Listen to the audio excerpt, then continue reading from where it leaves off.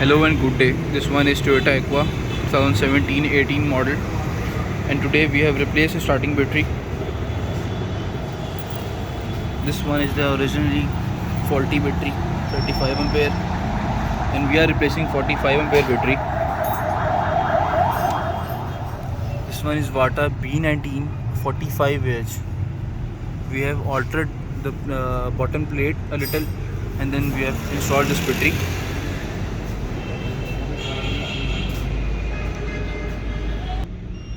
This one is 17 with smart key.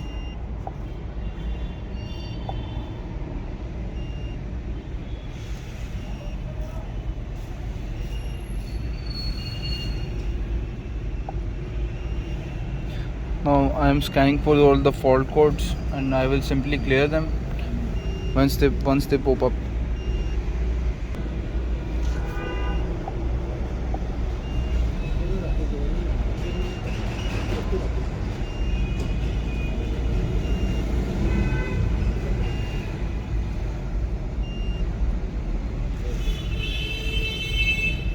As you can see, most of the fault codes are now gone.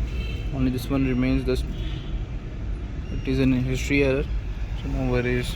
Thanks for watching Pakistan.